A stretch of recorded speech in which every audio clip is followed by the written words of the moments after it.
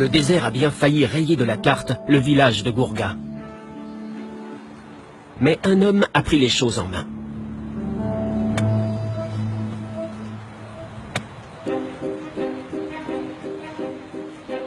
Yacouba Sawadogo n'a pas fait d'études scientifiques.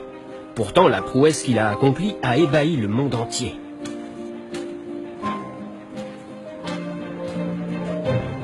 Il a arrêté la progression du désert.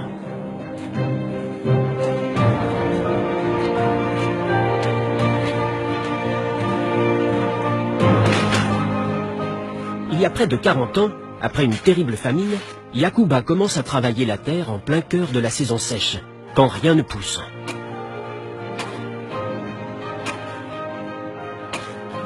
Tout le monde, y compris le chef du village, pense que le jeune homme est devenu fou. Les gens t'ont critiqué.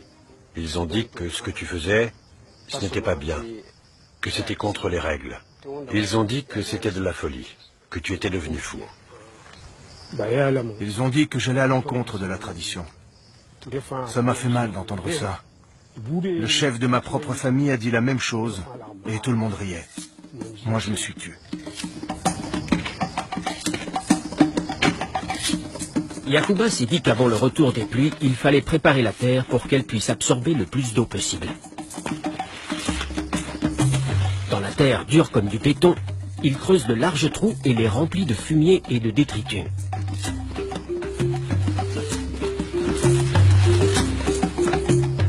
Sans le savoir, cela va lui permettre de recruter un allié inattendu. Le fumier attire des termites qui commencent à utiliser les trous pour faire pousser les champignons dont ils se nourrissent.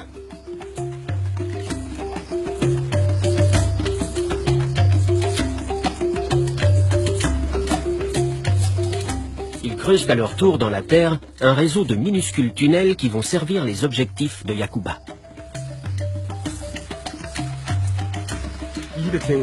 Quand la pluie tombe, les galeries dans le nid des termites retiennent l'eau et l'empêchent de s'en aller. L'eau remplit les galeries et reste là. Et ça nourrit le sol.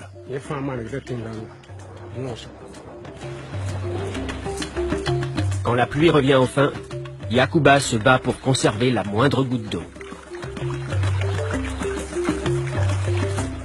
Il construit des murets pour retenir l'eau dans ses champs. Et au lieu de ne semer que des plantes potagères, il plante également des arbres.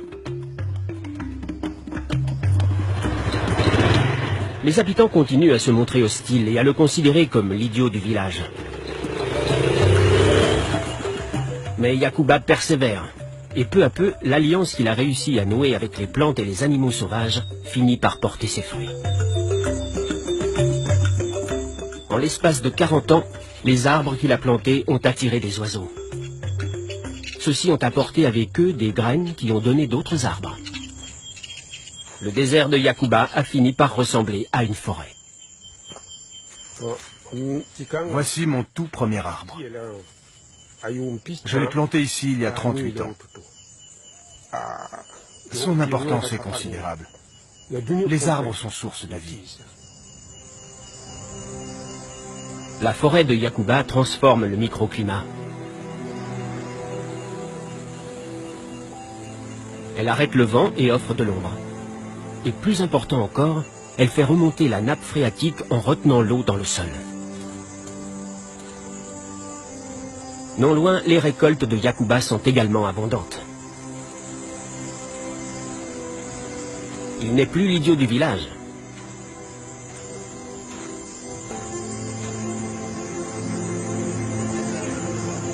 Yacouba est désormais un héros.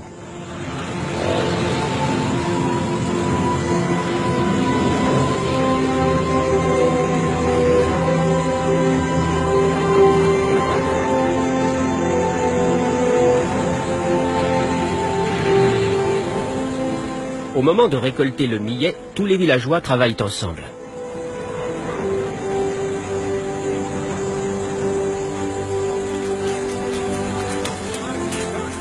Il y a maintenant de quoi nourrir tout le monde.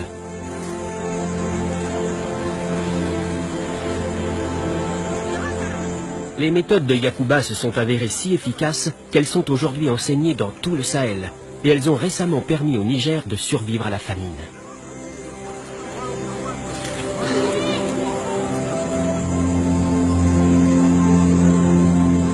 Avec l'aide de minuscules insectes, un seul agriculteur est parvenu à tirer parti du rythme naturel de l'eau.